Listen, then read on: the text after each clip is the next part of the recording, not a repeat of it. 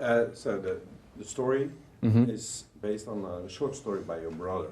But how did he build that story? Was it chronological or not chronological? Well, my brother told me the story verbally before he'd finished writing it. And the screenplay is an extrapolation of his basic idea, which I was fascinated by. And he told it to me while we were driving cross-country between Chicago and Los Angeles.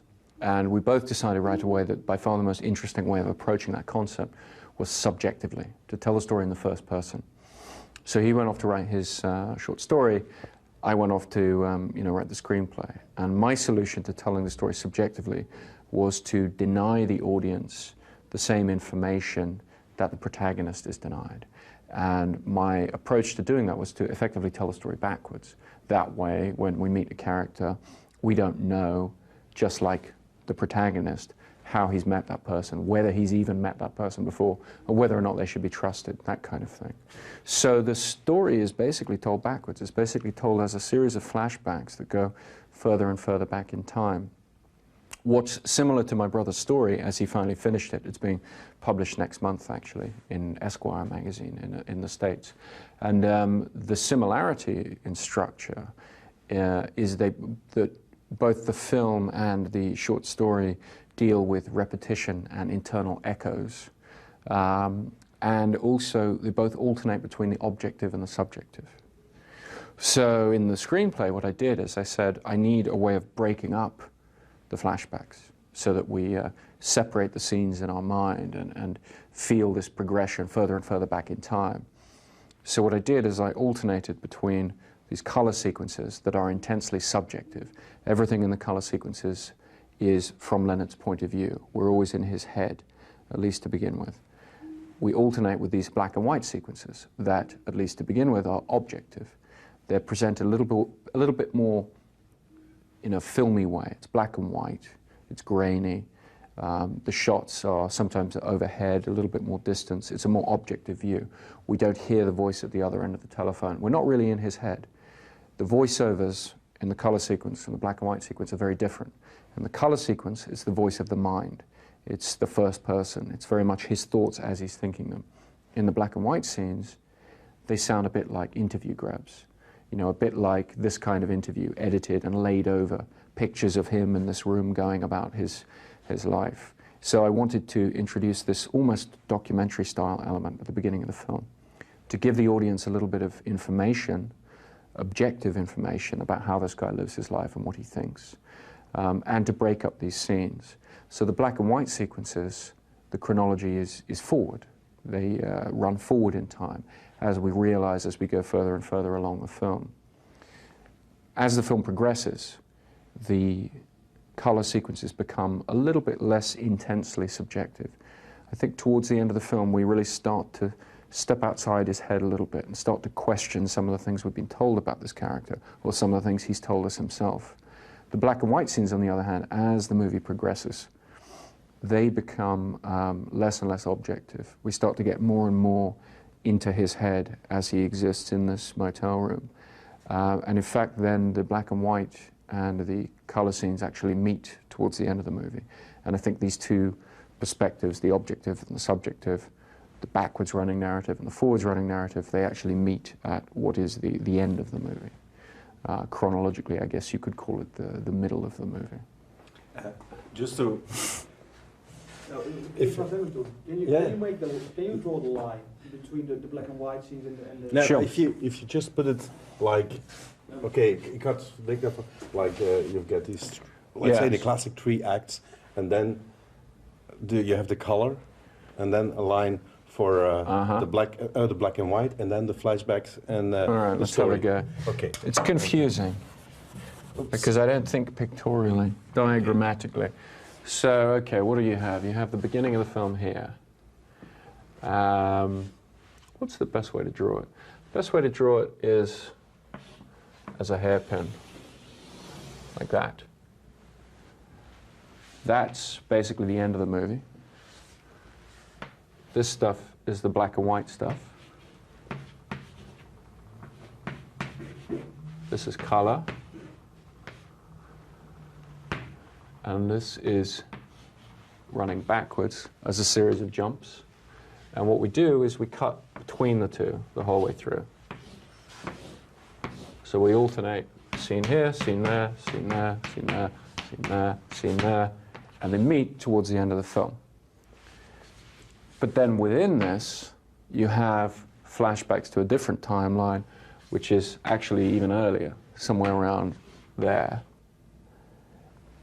Also within this, you have flashbacks to an earlier time, also somewhere within there.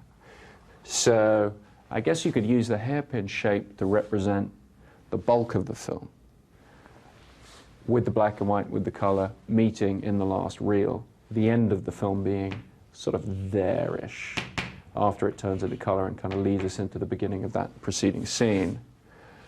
But you have other material that actually precedes the beginning of the black and white scenes.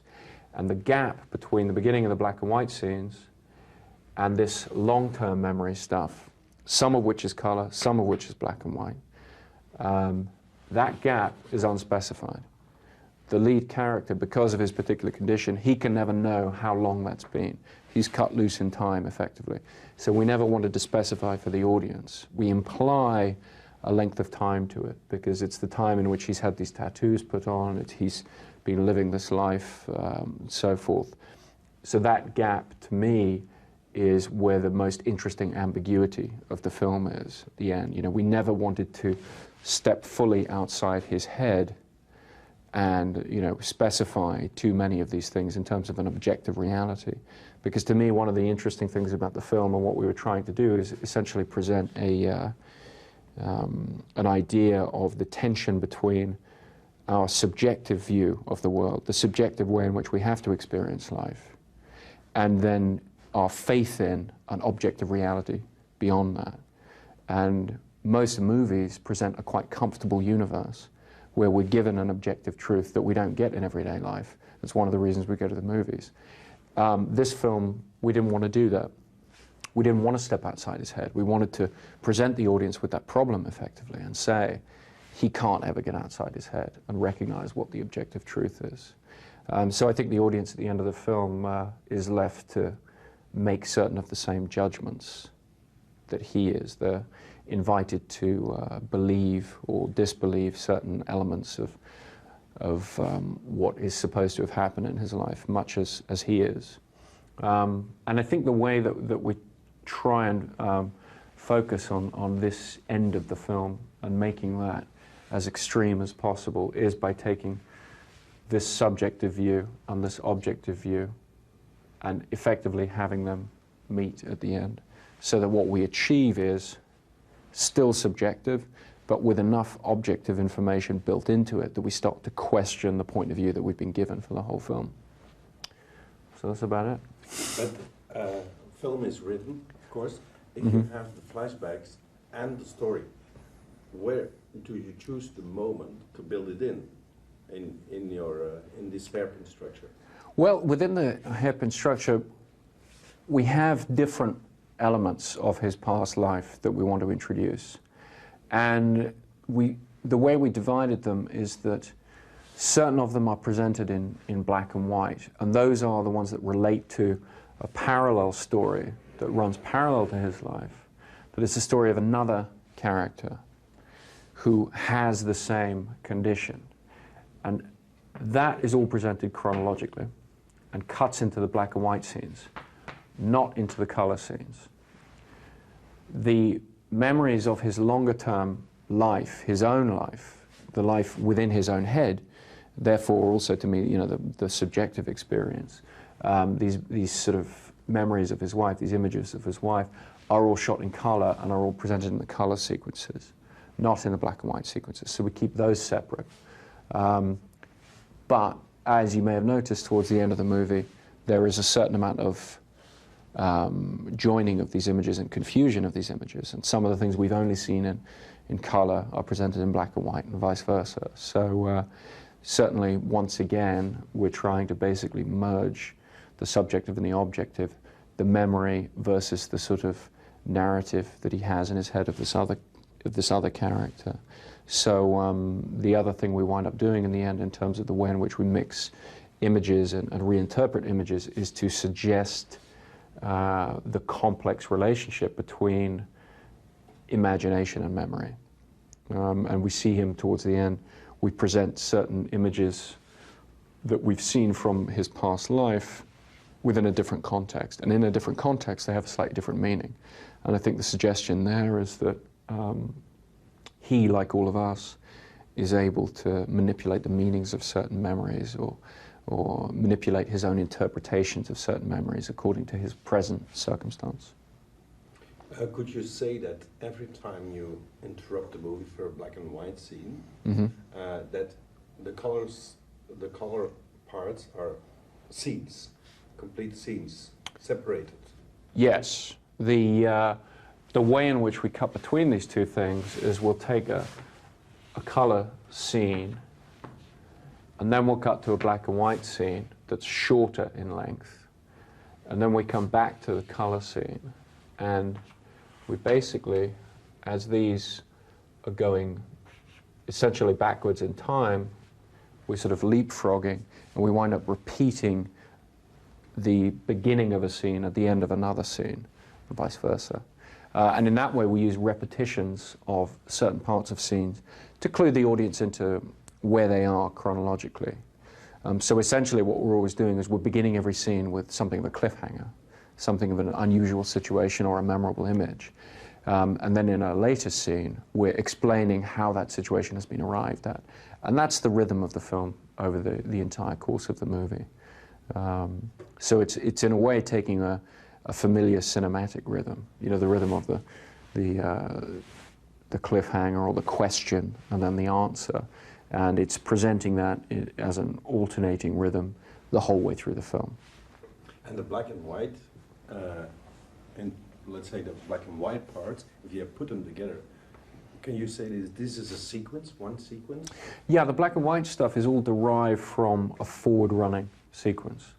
So if you take these individual black and white scenes, they run forwards. If you stick them together, they actually overlap in the same way that the backwards scenes overlap. It's not quite so obvious when you're watching the movie, but you know, it begins with him sort of shaving his thigh and answering the phone and everything, and in fact, these actions overlap. So there is a suggestion that in fact, and it is the case, that you can stick all these scenes together and achieve one sort of long scene effectively. And that episodic structure was one that I wanted to employ because the overlapping flashbacks of the color sequences, it's a very complex structure. The black and white stuff is actually pretty simple to follow because it follows the basic episodic structure we're all very familiar with. I mean, from watching TV, you know, it's like you break something up with TV commercials, you know, what have you. But it's very easy to just keep following a very simple forward progression. In this case, it's him on his own in a room speaking on a telephone. So it's a very simple sequence of forward progression. And it's not too difficult as we return to it to just tap back into it and say, okay, this is where we are. We're back here on familiar ground. We're just going to get a bit more information about, you know, who he is and, you know, what he's discussing on this telephone call. In the beginning, you give information to the audience that the story is backwards. Mm-hmm. And especially in the beginning, you get a little bit more. You go over, let's say, the scene, and you overlap it. But at a certain moment, you stop. But, yes. But when? But the thing is when, because how do you know that the audience will get it at that time? Well, the overlaps become shorter as the film progresses because the audience, the assumption is, and it seems to work, that the audience gets into the kind of rhythm. They begin to understand that the structure is backwards. We in fact begin the film with a literally backwards scene at the head. I mean, we're literally running reverse action. The rest of the film is forward action, but in a series of backward steps. It's kind of, you know, one step forward, two steps back the whole way through. But at a certain point, those repetitions are able to be a little bit shorter because the audience is in the rhythm. And then there is a point at which, in certain scenes, we actually don't achieve the same repetition. We actually make an elision, you know, we make a complete jump. The same way in a conventional movie, they will do that. You know, when you reach a point where two scenes so obviously connect chronologically, so you don't have to explain the chronological relationship. So there's a point sort of, midway through the film where we begin to do that a little bit. But then we come back to the repetitions because some of the repetitions later in the film, I think, are important for their own sake. Not just for explaining to the audience where we are, but also for hammering home this notion that it's the context of a scene. It's the context within which a particular action happens. Like him, there's a point at which he's searching for a pen and he's trying to write something down and remember something and all the rest. And we see that once and we don't really understand it. And we see it again, it has a rather different meaning. So those repetitions start to take on a more substantial role, I think, in the narrative, other than just orienting us, in time. They actually start to suggest the way in which the narrative context in which a particular action happens is changing what that action represents. And that relates, once again, to his subjective view of, what he's doing in the world and how that's actually affected by what's going on around him, which becomes, I think, very important to the overall theme of the movie. The first thing, the first shot, actually, the polaroid is going backwards. Okay. Could you say that's the metaphor for the whole movie in a certain way, that he's, like his memory is fading? Well, at the beginning of the movie, I was looking for a way into this structure, the way into this storytelling. So what I wanted to do was to show something in reverse to suggest the backwards movement of the film. But the way in which the Polaroid is used through the film is as a replacement for his short-term memory. So it seemed like showing a Polaroid picture undeveloping, showing him or showing the picture undeveloping, showing this information being lost. It seemed like a very useful way of suggesting the problem that he's having to deal with, which is, this faulty short-term memory, this information dribbling away. And in fact, the opening shot is, it's a Polaroid of a dead body. And I think the significance of that becomes clear later in the movie in terms of how I was interested in looking at the relationship of revenge to the relationship of his perception of revenge versus the notion of whether it has any objective reality, or whether it has any value outside his own head. So this idea of, this achievement of revenge, this satisfaction, this dead body, this gruesome image fading and actually undeveloping and losing itself from his mind. That actually is pretty much, that's the whole movie. In fact, you can just watch the opening shot and you've got the whole movie. So. Okay. Thank you very much. Thank you.